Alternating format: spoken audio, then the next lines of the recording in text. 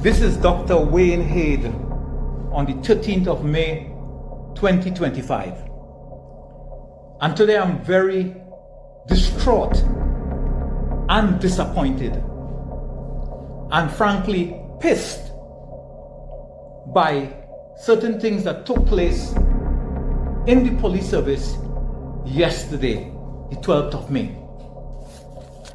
which in my opinion has lowered or further lowered the police service in the esteem of members of the public, including people like myself. What happened? Well,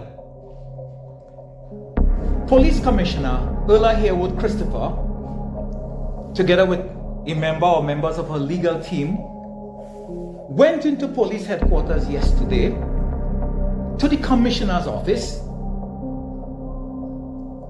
and virtually took over the office, because the commissioner of police, the acting commissioner, Junior Benjamin, left the office after doing some sort of handover to Miss Christopher, including hand over the keys to the office. Now, Miss Christopher was on suspension, and the court ordered that she should be reinstated, but it does not happen automatically.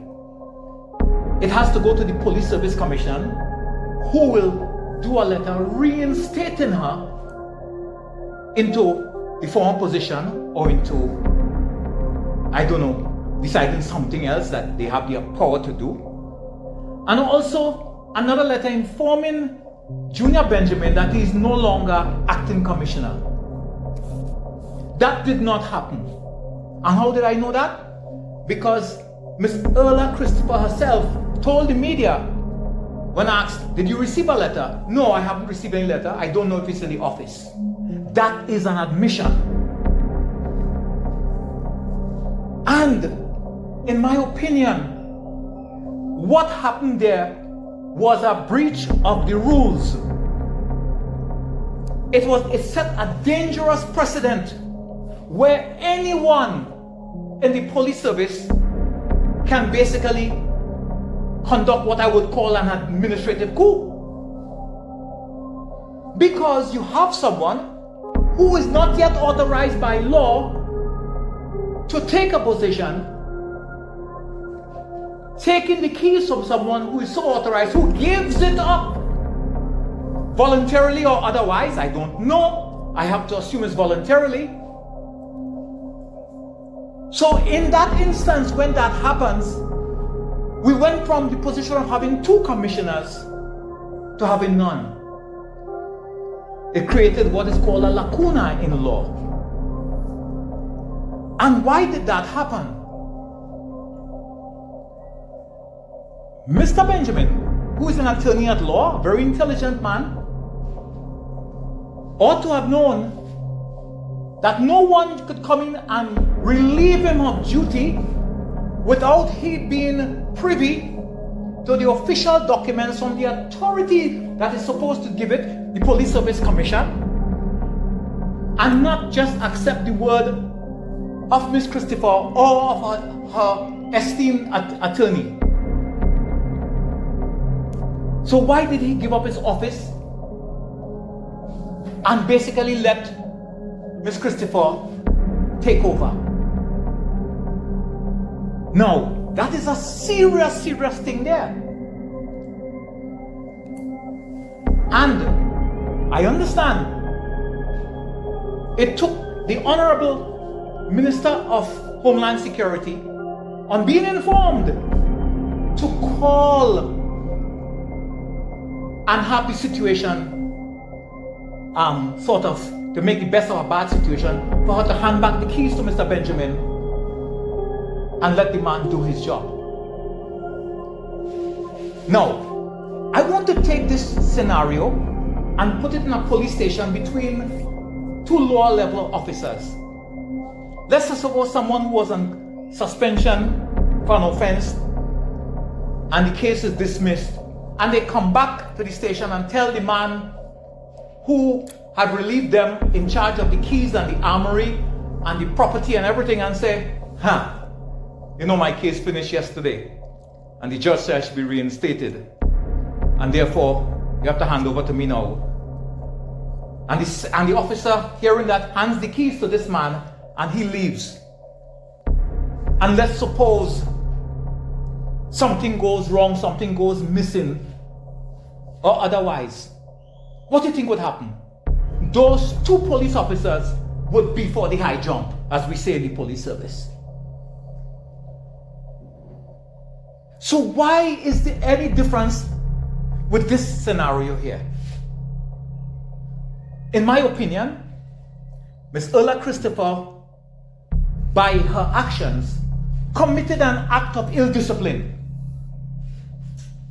because she knew that she was not yet authorized by the Police Service Commission to do what she did. I don't care if you hear something on the telephone. I don't care if you hear that somebody doing it. What has to happen, you have to have the authorization in hand. And that action is likely to bring the police service into disrepute. And in my opinion, she should be charged for a disciplinary offense if she remains in the service. But I think it's a further strike against her remaining or being extended in office, because that in itself sets a very bad precedent where staff is scampering, nobody knows what to do, and the commissioner has to hand over the keys and walk out like a little boy. That's not good. Now, what does it say about Mr. Benjamin and his leadership? He's both an attorney at law and a pastor. But when it comes to the rough and tumble of police issues, sometimes it is better to know more from the law book than in the Bible. And I would like to hear from him why he took that action or inaction. Because had it been me, or many other police officers that I know, both present and past, would have said to the commissioner, in common courtesy, madam, you can wait.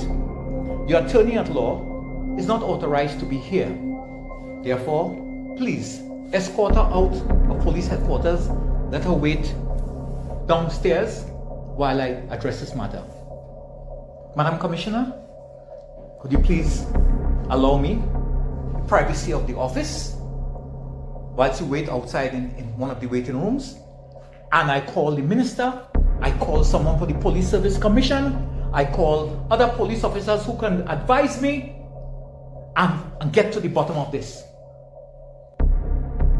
Not for the commissioner to leave his office and go and bunk somewhere else whilst the person who is not yet authorized is sitting in the seat. Ay. Something is wrong. And action has to be taken.